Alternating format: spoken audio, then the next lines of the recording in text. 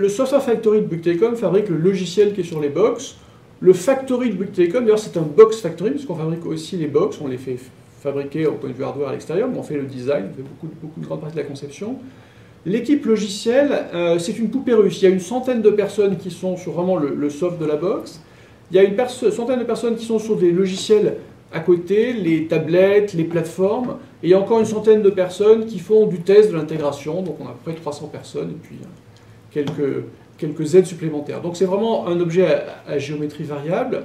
L'enjeu principal, il est simple, c'est de délivrer un flot d'innovation continue sur les box de nos clients. La première chose qu'on ait faite, ça a été de construire notre logiciel. Pour l'instant, on utilisait un logiciel qu'on a acheté à l'extérieur, et de le déployer à la fois sur les nouvelles box, les box Sensation qu'on a sorties l'été dernier, et les nouvelles box, et les anciennes box, pardon. On est en train de déployer notre nouveau logiciel sur l'ancien parc pour finalement installer un socle de maîtrise. Le vrai sujet, c'est que finalement l'innovation, pour reprendre les termes de François Julien, c'est comme de l'agriculture.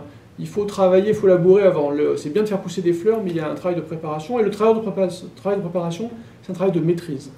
Ce qu'on a fait principalement depuis 2 ans, c'est devenir des experts de notre logiciel.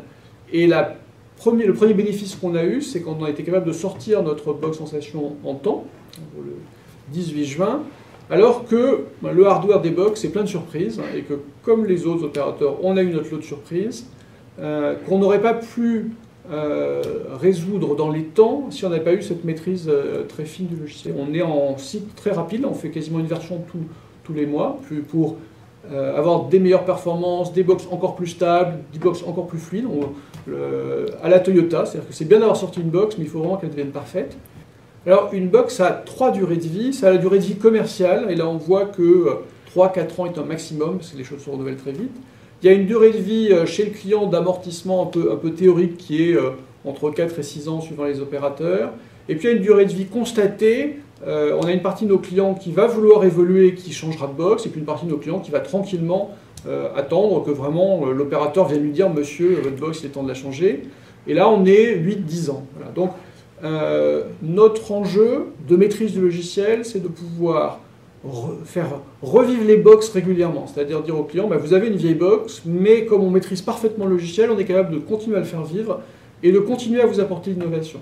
C'est une des choses dont on est le plus fier, c'est qu'on a construit un logiciel qui tourne à la fois sur la nouvelle box qui est sur base Intel Atom très puissante, mais aussi sur les box Legacy. Sur les box nouvelles, ce logiciel fait plus de choses, mais on va être capable, pour nos anciens clients avec leurs anciennes box, de leur apporter des nouveaux features et des nouveaux services.